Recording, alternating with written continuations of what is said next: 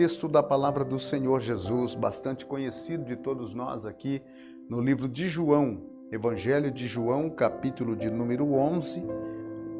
Vamos estar lendo 2 versículos que está registrado, versículo de número 3 e versículo de número 4, que diz assim: Mandaram, pois, as irmãs de Lázaro dizer a Jesus: Senhor, está enfermo aquele que amas. Ao receber a notícia, disse Jesus: Esta enfermidade não é para a morte, e sim para a glória de Deus, a fim de que o Filho de Deus seja por ela glorificado. O versículo 5 que diz: Ora, amava Jesus a Marta e a sua irmã e a Lázaro. Meus queridos irmãos e amigos, este é um texto e é uma palavra que vai direcionada para aquelas pessoas que estão passando por momentos adversos da vida e que não sabe qual é o propósito disso. Muitas vezes a vida ela vem com algumas percances sobre nós, nos deixa realmente na lona, abalados, sem saber qual a direção tomar, em que caminho ir. As situações das mais complicadas, difíceis, acontecem. A vida é assim. A vida tem a propensão de te levar ao pináculo da êxtase, da alegria, como também na profundeza do vale da tristeza. A vida, ela é para ser vivida e não para ser observada. A vida, ela é para ser experimentada em todos os seus preâmbulos, em todas as formas possíveis e imagináveis. Feliz é aquele que viveu intensamente, porque quando terminar esta jornada e perguntar, venceu? Você vai dizer, vivi. E viver é um grande segredo. Um grande segredo porque a vida dá a nós a felicidade, dá a nós a tristeza, mas dá a nós também o amadurecimento. A vida dá a nós também as experiências que nos levam mais para próximo de Deus e aquelas experiências também que muitas vezes nos afasta de Deus. A vida é assim. A vida traz essas perspectivas que nós muitas vezes não queremos e não gostamos. Temos diante de nós a história de um acontecimento de uma família que experimentou um momento tão triste, tão sofrido, tão angustiante, que foi quando um membro daquela família, uma família formada por 3, e um daqueles membros da família se enfermou. E ao estar enfermo, a situação quando fica pior num lar quando a enfermidade chega. A situação fica pior quando a enfermidade chega num lar, causando sofrimento, causando angústia, causando dor. Interessante que estas enfermidades, elas chegam de repente. Elas não marcam uma data específica dizendo, em tal dia estarei visitando a sua casa. As enfermidades, elas simplesmente acontecem.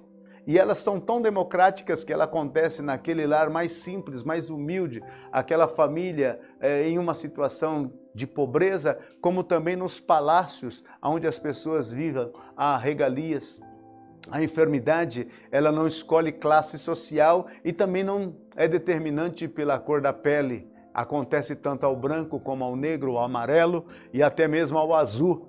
A todos passam por essa experiência. E nós temos esta família aqui, a família de Marta, Maria e Lázaro, em uma experiência traumática, porque de repente Lázaro começa a sentir-se mal, não se sabe muito bem, ele está em estado febril e de repente essa febre ela começa a volumar e mandam-se um recado a Jesus. Porque Jesus naqueles dias, por onde ele andava, ele realizava curas, ele operava milagres, pessoas haviam sido restauradas a sua saúde completamente, paralítico levantou do seu leito, cego passou a enxergar, surdo que não ouvia o cantar dos pássaros passaram a escutar, Bastava assim um toque da mão dele, uma palavra ou até mesmo apenas um gesto. Contudo, ele fazia milagres e maravilhas em favor daqueles que necessitavam. Agora então eles vêm em uma situação bastante difícil, porque a enfermidade chegou naquela família. E era uma família que para Jesus era uma família muito especial. Especial ao ponto da Bíblia dizer que Jesus amava. O versículo 5, ora, amava Jesus a Marta, sua irmã, e a Lázaro. Jesus amava. Como era este amor? Jesus fazia algumas giras em Jerusalém, em pregação, e se hospedava em Betânia, na casa desses irmãos, e ali ele era atendido. Era o lugar onde ele chegava, a casa dos amigos, a casa onde ele tinha liberdade. Sabe quando você chega na casa de um amigo realmente e que você pode tirar o sapato, você pode até afrouxar o cinturão da sua calça, você pode estar num estado mais despojado, mais tranquilo, e ali você pode comentar e conversar sobre acontecimentos do dia ou situações do profundo da alma. Então esta casa era aquele refúgio que Jesus tinha naquelas pessoas. E quando ele chegava ali era toda uma festa, era toda uma celebração, porque ele tinha chegado na casa dos amigos de Marta, Lázaro e Maria. Ele tinha chegado num ambiente onde ele poderia viver a intimidade, viver as coisas e contar as coisas da vida do dia a dia que havia acontecido. Ali ele poderia falar o quanto ele tinha curado. Olha, hoje eu curei alguém, hoje eu tive uma entrevista com alguém que estava numa situação difícil, a libertei, hoje eu tive um embate com os religiosos. Então ali era aquele lugar que ele chegava em Betânia para fazer esta comunhão, esta vida de interação com os seus amigos. Como é bom ter amigos. Jesus prova isso ao ter aquela família como amigos. E ele então recebe a notícia. Uma notícia não tão bem agradável. A notícia é que Lázaro, o amigo de Jesus, está enfermo. Esta foi a notícia que chegou até Jesus. Olha, aquele a quem tu amas, Lázaro, está enfermo. Uma das coisas interessantes é que mesmo aqueles que são amados por Jesus, eles também enfermam. Eles também experimentam esta enfermidade. Jesus quer dar uma demonstração aqui nesse texto bíblico de que não é pelo fato de que nós servimos a eles, o amamos e somos amados por ele, que não vamos ter experiências reveses em nossas vidas. Quem sabe você está neste mesmo dilema nesta hora, passando por inúmeras perguntas aí na sua mente, cruzando, mas por que está acontecendo comigo? Por que está acontecendo isto comigo? Por que está passando isto comigo? Por que a minha família está experimentando este momento? Por que estou enfermo? Por que estou desempregado? Então são questionamentos que nós fazemos, mas Jesus quer deixar claro que mesmo as pessoas a quem ele ama, elas experimentam também os reveses da vida. Aquele a quem Jesus ama enfermou. E eu quero te dizer uma coisa, meu querido irmão e amigo, a enfermidade e até mesmo a morte, vista da sua perspectiva, pode ser o final. Há duas formas de ver as coisas adversas. Alguns a vejam dizendo, vou pôr um ponto final nessa situação, daqui eu não vou escapar, daqui eu não vou sair, as questões para mim não vão se resolver, não terá solução. Porém, da visão de Jesus é diferente. Jesus está agora dando a entender que aquela enfermidade tinha um propósito, e era um propósito nobre e sublime. Quem sabe o momento não tão bom que você está vivendo tem um propósito nobre, um propósito para produzir a glória para o nome de Deus. Era isso que Jesus está dizendo nestes versículos. Ao receber a notícia, Jesus foi notificado. Alguém fez a viagem. Chegou lá e disse para ele, Senhor, aquele a quem tu amas, Lázaro, está enfermo, e a enfermidade não é uma enfermidade qualquer. A situação está complicada. Jesus também recebe várias notícias. Quantas notícias através da oração você não tem levado até o trono de Deus? Senhor, eu estou passando por esta situação. Senhor, a minha família está experimentando este momento difícil. É através da oração que nós notificamos a Jesus a nossa situação atual. Então sempre temos essa oportunidade, e agora ele, assentado no seu trono, ficou mais acessível, porque a sua presença está em todos os lugares, basta você falar e a sua voz chega diante dele e ele escuta. Foi o que aconteceu ali. Chegaram e notificaram a Jesus, dizendo: Lázaro, a quem tu amas, está enfermo. Quantas notificações não foram mandadas hoje em direção ao trono dele, dizendo da necessidade, do problema, da luta, da dificuldade, da porta fechada, da porta aberta, do momento de graça, do momento de exaltação, do momento de humilhação, do momento de sofrimento. Quantas notícias de todas as espécies possíveis e imagináveis você pode crer que chegou hoje diante do trono do nosso Jesus. E olha que eu estou falando de maneira universal, desde o Japão, que já começaram a clamar no dia anterior, até nós que estamos aqui, até aqueles que estão na Patagônia Argentina, lá no meio do frio, todos eles estão clamando e notificando a Jesus para a sua situação. É tão bom ter um Jesus que nós podemos notificar a Ele no momento em que as coisas nos parecem tão difíceis. Quantas vezes que no momento da dor, do sofrimento, você foi para diante de Jesus e disse a Ele: Senhor, a situação está difícil, e você ali se prostrou realmente numa situação desesperadora, e quando você levantou, você já não era mais triste, porque você sente na sua alma: Ele me ouviu, Ele me escutou, Ele me ouviu e Ele me escutou. Lembra-se daquela mulher Cirofenícia que tinha uma filha miseravelmente endemoniada na sua casa, e ela parte da sua casa porque ficou sabendo que Jesus estava na região, e ela parte da sua casa gritando atrás de Jesus. Os discípulos até disseram: vamos despedir essa mulher que vem gritando atrás de nós, porque isso é inadequado que mulheres estejam gritando atrás de homens pela rua, não vai ficar bem para a nossa reputação, vamos despedi-la. E Jesus disse: eu não fui enviado a não ser as ovelhas perdidas da casa de Israel. Quando ele está ali dando essa entrevista aos seus discípulos, a mulher chega e se lança e disse: Senhor, eu sou uma mulher que estou numa situação difícil, socorre-me, eu tenho uma filha em casa, ela está miseravelmente endemoniada. Veja que situação foi aquela mulher notificar a Jesus de sua situação. Ela disse para Jesus a situação em que se encontrava. Jesus então olhou para ela e disse: filha, não é bom tomar o pão dos filhos e dar para os cachorrinhos. E ela disse: Senhor, lembra-te que os cachorrinhos, eles comem das migalhas. Naquele tempo comia das migalhas, hoje estão sendo bem mais tratados. Os cachorrinhos comem das migalhas que caem da mesa dos seus senhores. Ah, meu querido, naquele momento Jesus disse: mulher, ó, quão grande é a tua fé, vai, o demônio já saiu. Quando ela retorna, ela não retorna com o mesmo aspecto quando ela foi, porque quando ela foi com o coração desesperado, ela foi com a alma dilacerada, ela foi aos gritos e aos prantos, ela se humilhou aos pés de Jesus, e quando ela volta, havia um sorriso nos lábios, e ela vinha dizendo: ele me ouviu, ele me ouviu. Assim foi quando você notifica a Jesus no seu momento de desespero, de luta, de dor, de sofrimento. Quando termina, você simplesmente diz: ele me ouviu. Ele me ouviu. Foi o que aconteceu na notificação que fizeram a Jesus sobre a situação de Lázaro. E quando Jesus recebe a notícia, recebe a notificação, ele já dá a sua sentença por antecipação. E disse Jesus: esta enfermidade não é para a morte. Ele já dá a sentença.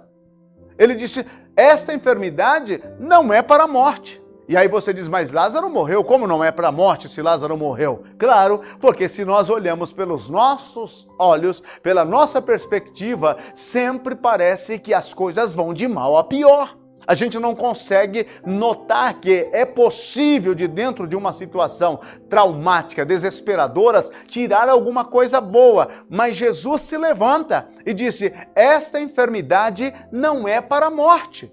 Meu querido irmão, essa situação em que você está vivendo não é para a sua derrota final, não é para o acabamento completo das suas expectativas, não é para a destruição que você deve estar imaginando. Lembra-se de Jairo, quando ele vai atrás de Jesus?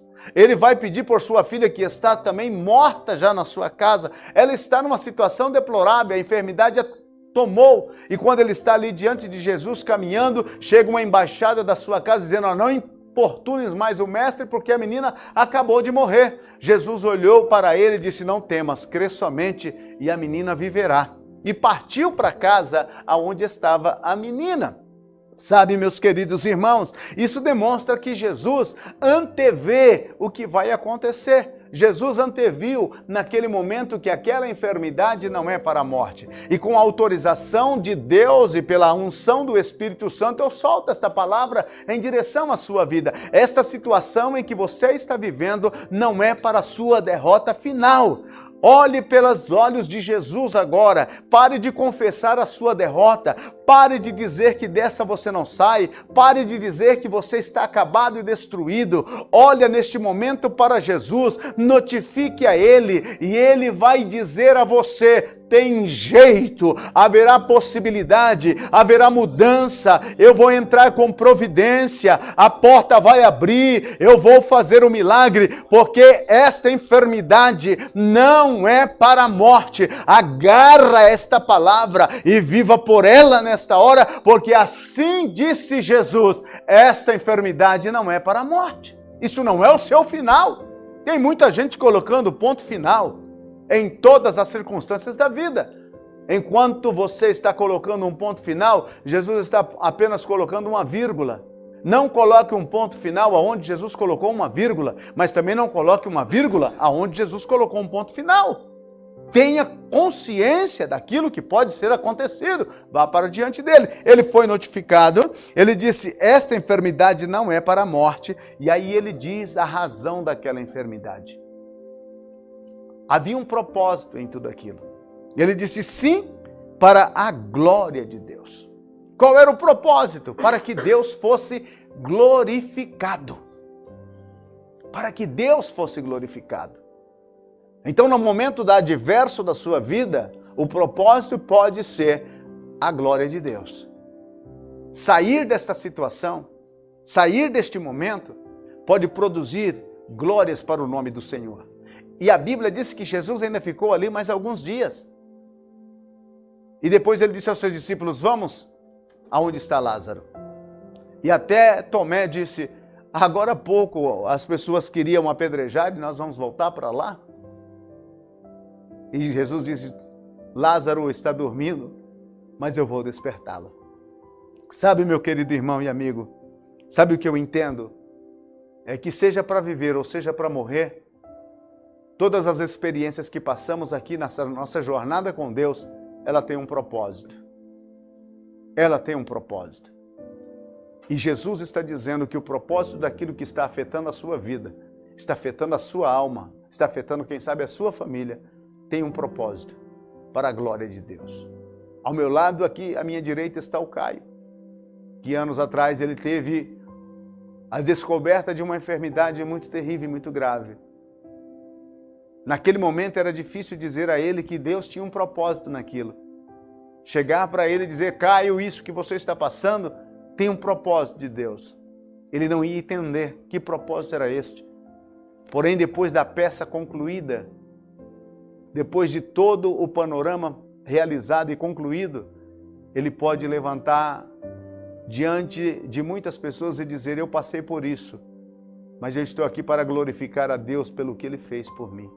Então, todas as coisas em nossas vidas têm um propósito, a glória de Deus. E para que o Filho de Deus, ele disse mais, a fim de que o Filho de Deus seja por ela glorificada. Quando Jesus chega em Betânia, já encontra que Lázaro tinha sido morto e estava sepultado. Marta vem e faz uma entrevista com ele e Jesus disse, o teu irmão há de ressuscitar. Chega Maria também no mesmo desespero e disse, Senhor, se tu estivesses aqui, o meu irmão não teria morrido.